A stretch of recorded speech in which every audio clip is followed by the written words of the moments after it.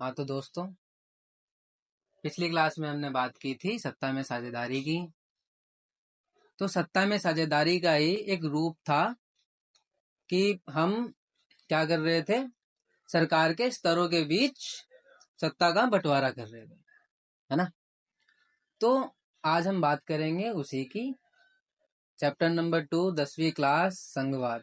11वीं के लिए भी है, 11वीं वाले भी देख सकते हैं, दोनों के लिए ही है। तो हम बात करते हैं कि संघवाद होता क्या है। तो संघवाद है कि जब सरकार दो या दो से अधिक स्तरों पर काम करती है और एक ही प्रकार की जनता पर शासन करती है, तो इसे क्या कहते हैं, संघवाद। ठीक है भाई। जब सरकार दो या दो से अधिक स्तरों पर कार्य करती है और एक ही प्रकार के नागरिक पर शासन करती है, तो उसे संघवाद कहते हैं। अब हमने बात की यहाँ पे सरकार की और सरकार के स्तरों की। तो जो सरकार है और जो सरकार का स्तर है वो कौन कौन सा होगा। सबसे पहला होगा हमारा केंद्रीय सरकार, दूसरा राज्य सरकार, तीसरा स्थानीय सरकार। ठीक है। तो हमने इन तीनों को अलग अलग पावर्स बांट रखी है। जब हम संविधान के शेड्यूल 6 में जाते हैं तो हम देखते हैं कि 3 तरह की सूचियां हैं हमारी, 3 तरह के लिस्ट है। एक सेंट्रल लिस्ट, एक स्टेट लिस्ट और तीसरा कंकरेंट लिस्ट। एक केंद्रीय सूची, एक राज्य सूची और एक समवर्ती सूची। इन तीनों में हमने जो सरकार है, सरकार के पास जो विषय सूची है उनके बारे में हमने बता रखा है, उनके बारे में संविधान ने बता रखा है। तो जो केंद्रीय सूची है उसके अंदर कुछ सब्जेक्ट्स है, कुछ विषय हैं जिसके अंदर केंद्रीय सरकार जो है वो क्या करती है, कानून बनाती है।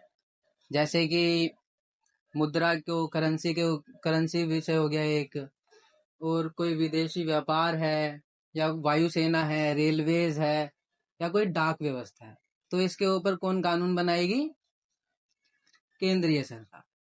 दूसरी लिस्ट है हमारी, दूसरी सूची है हमारी राज्य सूची। राज्य सूची के अंदर भी कुछ विषय दिए गए हैं। ये कौन कौन से हैं, जैसे कृषि हो गया, पुलिस हो गया, जेल खाना हो गया, स्थानीय शासन हो गया, भूमि हो गया। तो जो ये सारे विषय हैं, इसके ऊपर कौन कानून बनाती है, राज्य सरकार। ठीक है। और एक है हमारी समवर्ती सूची, जिसके अंदर भी कुछ विषय हैं, जैसे कि शिक्षा, वर्ण, मजदूरी, है ना, किसी को गोद लेना, अडॉप्शन का जो है वो किसके अंदर है, समवर्ती सूची के अंदर। लेकिन जो समवर्ती सूची है, समवर्ती सूची के अंदर जितने भी विषय हैं उसके ऊपर कौन कानून बना सकता है, दोनों सरकारें, केंद्रीय सरकार भी, राज्य सरकार भी। ठीक है।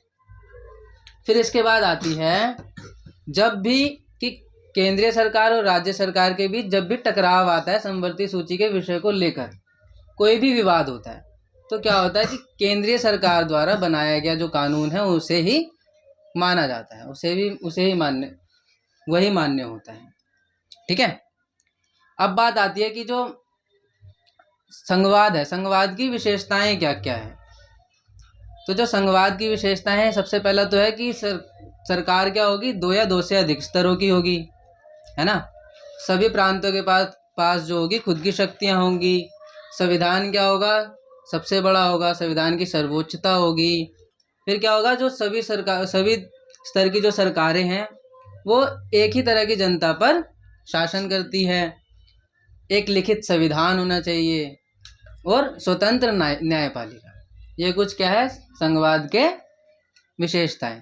और भारतीय संघवाद के भी यही विशेषताएं हैं। ठीक है। ये सारी चीजें भारतीय संघवाद में भी हैं।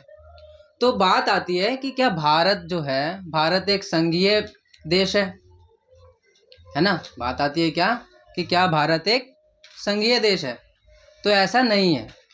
अब ऐसा इसलिए नहीं है क्योंकि जो भारतीय संविधान है, भारतीय संविधान के अंदर कुछ प्रावधान ऐसे हैं जो केंद्रीय सरकार है उसको ज़्यादा पावरफुल बनाती है। जैसे कि जब आपातकाल लगता है तो आपातकाल के दौरान जितनी भी राज्य सरकारें हैं वो क्या हो जाती है, निलंबित हो जाती है, खत्म हो जाती है। सारी पावर किसके हाथ में आ जाती है, केंद्रीय सरकार के पास। और क्या होता है कि राज्यों की सीमा को बढ़ाने का या घटाने का अधिकार किसके पास होता है? केंद्रीय सरकार के पास। तो केंद्रीय सरकार जो राज्यसभा है उसकी अनुमति से राज्य सूची के विषयों पर भी कानून बना सकती है। ठीक है। फिर क्या है कि जो भारतीय संघवाद है, जो भारतीय संविधान है, वो क्या है? एकात्मक विशेषताओं के साथ अर्ध संघीय है। क्या है कि जो भारतीय संविधान है वो एकात्मक विशेषताओं के साथ अर्ध संघीय है। ठीक है। Indian constitution is quasi federal with unitary features. ठीक। तो ये तो था हमारा संघवाद के बारे में, जो भी इम्पोर्टेंट चीज़ें थी वो मैंने बता दी है। बाकी थोड़ा किताब से पढ़ लेना। आज के लिए इतना ही, मिलते हैं अगले वीडियो।